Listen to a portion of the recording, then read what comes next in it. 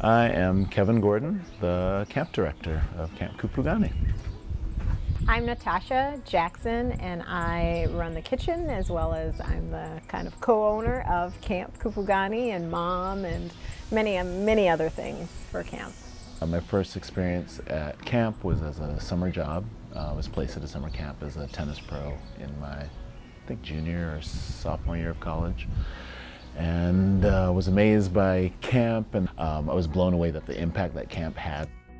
You know, I'm a teacher. Right now I'm going to be in a kindergarten classroom, but I've taught K through third grade, and fourth and fifth. That's a lot of fun.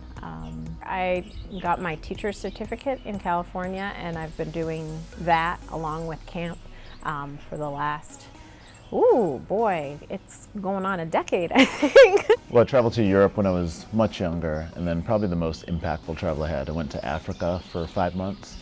And went to about 14 countries and wrote, well, kept a journal which eventually became a book. That was probably the most informative travel like I've ever had, because you got to see both amazing beauty of places and people and got to see profound struggles of places and people. And so from that, I kind of left that with like, wow, I have to do something. You have to live like a meaningful life where kind of every day you can impact someone positively. So I thought like, well, what if there was a camp that, you know, intentionally brought different kids together, the impact that it could have. So kind of from that day forward, I was like, wow, this is what I have to do.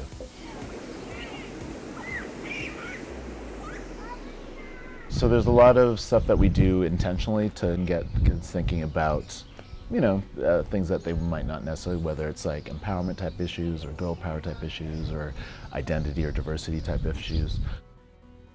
Just by giving them a chance to meet people from around the world and interact with people that they might not come into contact with in their everyday life, I think just that alone is a really positive experience. This really taps into a lot of different learning styles, and then they can really kind of unleash their potential. And then a lot of it also, we're just trying to create a space where they can live those values more. We want them to kind of embrace the Kupugani spirit and celebrate and appreciate themselves, their own identity for however they want to identify or not identify themselves, doing the same thing for others. I think more and more as we get connected, we have to work with different cultures and we have to be sensitive to different cultures.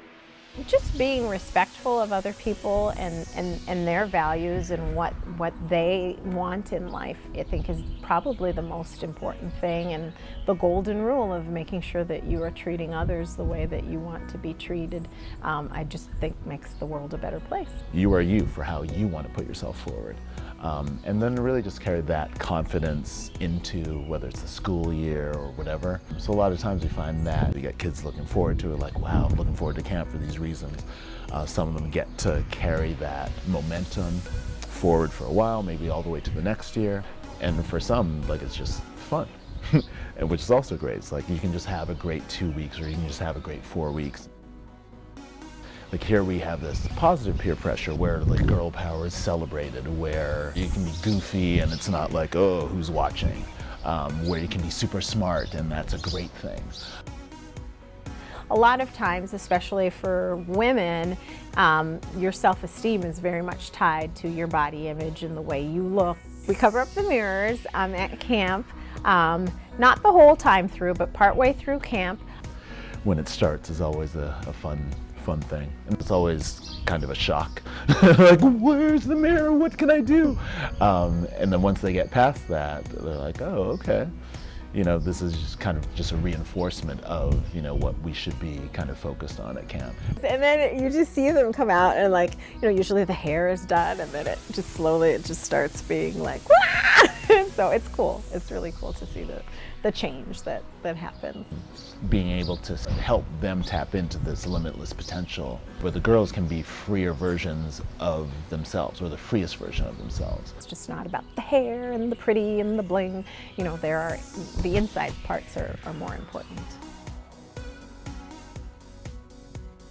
Nature is something that really is missing from our lives, the way that we live in cities. You know, there's there's just not enough nature, and it's important connections. They arrive very timid. Sometimes it's their first camp experience, and by the time most of them leave, they're like, I don't want to go, this is so awesome. So I like that.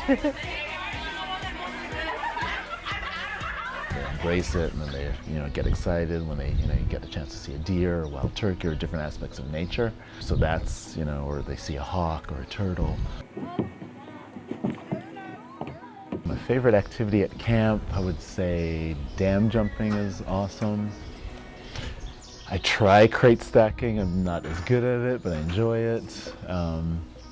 Mud volleyball is a thing once you fully release and embrace the mud.